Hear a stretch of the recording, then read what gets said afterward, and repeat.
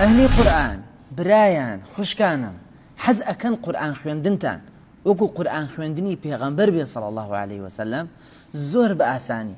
ئیمامی ابن قەیم ڕەحمەتی خوای لێوێ لە زاد المەعادە بە چەند خاڵێکی زۆر کورت شێوازی قورئان خوێندنی پێغەمبەرمان صلی الله عليه وسلم بۆ باسەکە. یەکەم ئەفەرمێ پێغەمبەرمان صلی الله عليه وسلم هەموو ڕۆژێ حزبی قورئانی خوێندووە کاکاتە نیو جوز هەنە لە زانەی نەژن نا حزبێکی خوێندووە یعنی بەشێکی لە قورئان خوێندووە چەندێکە بە تەحدیدی الله ئەعلەم، بەڵام گرنگ ئەوەیە هەموو ڕۆژێ مطالعە و مدارەسی قورئانی کردووە، هیچ ڕۆژێکی بەبێ قورئان خوێندن تێی نەپەڕاندووە. دووەم کاتێ ئەویست دەستکا بە قورئان خوێندن لە پێشە ئەیفەرموو ئەعوذ بالله من الشەیطان الرەجیم، لەبەرەوەی خوای گەورە پێی فەرمووە وإذا قرأت القرآن فاستعذ بالله من الشيطان الرجيم. سيم أفرمي شێوازی خوێندنەوەی پێغەمبەر عليه الصلاة والسلام بترتيل بووە. ئەوانەی کە شارەزان لە علمی تەجوید ئەزان ئێمە سێ شێواز خوێندنمان هەیە، تحقیق، تدویر، حەدرمان هەیە، بەڵام تەرتیل باشترین جۆری قورئان خوێندنە کە زۆر نەخاوە نەسەریعە بەڵکو مامناوەندە. ولەبەرەوەی خوای پەروەردگار پێی فەرمووە وەڕەتیل القورئان تەرتیلە، ئەویش بە تەرتیل خوێندێتی، بە تەجوید خوێندێتی، مافی هەموو پیتەکانی داوە.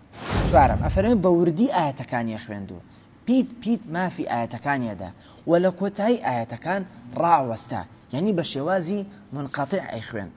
بەم شێوازە ئەی فەرموو بۆ نمونە الحمد لله رب العالمين الرحمن الرحيم مالك يوم الدين. ئاەتەکانی ئەبڕی نێدا دەمیەکە و پەلەپەلەی تیا بکە، واگەر بگەیشتایە بە مەد یعنی ئەو پیتانی کە کەمێ درێژیەکەیت و دەنگ هەڵە بڕی مەدی ئەکرد بۆ نمونە فەرموو وەلە الضالین. بەم شێوەیە. پێنجەم کاتێک کە قورئانی خوێن پێی خۆش بووە بە دەنگ قورئان بخوێنێ و فەرمانیشی بە ئومەتەکەی کردووە، فەرموویەتی لەیسە منا من لم يتغنى بالقورئان، لە ئێمە نییە ئەو کەسەی کە دەنگی خۆشە و بە دەنگ قورئان ناخوێنێ. شەشەم ئەفەرمێ زۆر کات پێغەمبەرمان صلی الله عليه وسلم حەزی کردووە گوێبیستی قورئان بێ لە کەسانی تر، وەکو لە فەرمودەی صحیح هاتووە فەرمانی کردووە بە عەبدوڵای کوڕی مەسعود قورئانی بۆ بخوێنێ. عەبدوڵای کوڕی مەسعود فەرموویەتی یا رسول الله صلی الله عليه وسلم قورئان بەسەر تۆ دابەزیوە، من قورئان بۆ تۆ بخوێنم؟ ئەفەرمێ وتێتی قورئان بخوێنە ابن مەسعود.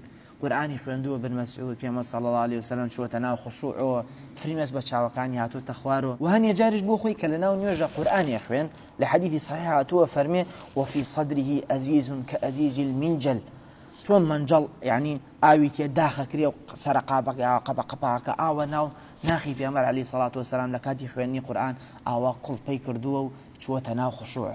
حەوتەم ئەفەرمێ پێغەمبەرمان صلی الله عليه وسلم قورئانی بە پێوە خوێندووە و بە دانیشتنیشۆ خوێندێتی و بە ڕاکشانیشۆ قورئانی خوێندووە و بە دەستنوێژۆ خوێندێتی و بێ دەستنوێژیش خوێندێتی. هەشتم ئەفەرمێ هیچ شتێ نابوو بەڕێگر لە قورئان خوێندنی پێغەمبەر صلی الله عليه وسلم تەنیا یەک شت نەیە، ئەویش حاڵەکاتی لەشگرانیە. کاتێک کە لەشی گرانە بوو ئیتر پێغەمبەرمان صلی الله عليه وسلم وازی لە قورئان خوێندن نەهێنا. الله أعلم ئەمیش ئەدەبەن لە بۆ قورئانەکەیە، یعنی بە لەشگرانی قورئانی ناخوێن ئەدەبەن لە بۆ قورئانەکەیە. ئەمما لە ڕووی شەرعۆ زانایەمان ڕوونیان کردووە کە دروستە ئینسان بە لەشگرانی و قورئان بخوێنێ و لەبەرەوەی هیچ فەرمودەیەک بە صەحیحی لە پێغەمبەرمان صلی الله عليه وسلم نهاتووە کە ڕێگری بکە لەم ڕەفتارە. جا وتەکەی مام ابن قەیم لێلا کۆتایی هەن هەشت خاڵە، حەزەکەم بۆ تاین ڕێکەمەوە یەکەمە دە خاڵ، دوو خاڵی تر زۆر زەرور بە کورتی باسەکەین بۆ ئەهلی قورئان بالی وشیار بن. خاڵی نوێیەم وارد نەبووە لە پێغەمبەرمان صلی الله عليه وسلم کە ماچی قورئان بکە، چەندێک قورئانت خۆش گەرەک ئەوەندە ئیشی پێ بکە، ئەوەندە با ڕەنگ بداتەوە لە ژیانت. زانایانمان نەهیان لێ کردو و خستیانەتە قاڵیبی بیدعەوە. ئەمە خاڵی نوێ. خاڵی دێم و کۆتایی کە لە قورئان خوێندنەکەت بوویتەوە کۆتاییت پێهێنان زۆرێک لە قورئان خوێنانمان فێر نێژن صدق الله العظیم.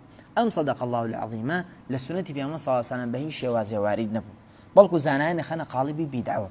جا ئەگەر حەزەکەی لە بری ئەو بیدعەیە کە ئەیکەی سنەتێکت فێرکەم وارد بووە لە دایکمان عایشە. ئەفەرمێت لە حەدیثێکی صحیحە بۆتان شیدانم، ئەفەرمێت پێغەمبەرمان صلی الله عليه وسلم کە کۆتایی هێنا بە قورئان خوێندن ئەیفەرموو سبحانك اللهم وبحمدك أشهد أن لا إله إلا أنت أستغفرك وأتوب إليك. جام خاڵانێک کە باسمان کرد ئەگەر بێت و تۆ ڕۆژانە ئەگەر قورئان بکەیت و بەم شێوازە قورئان بخوێنی دڵنیام قورئان خوێندنەکە زۆر جیاوازە ولا كوتايا رحمتي خواله وكسي يكيك لأهل قرآنم لناو كوبين تكان بو تاكا بو وي زياتر سلمان به. والسلام عليكم.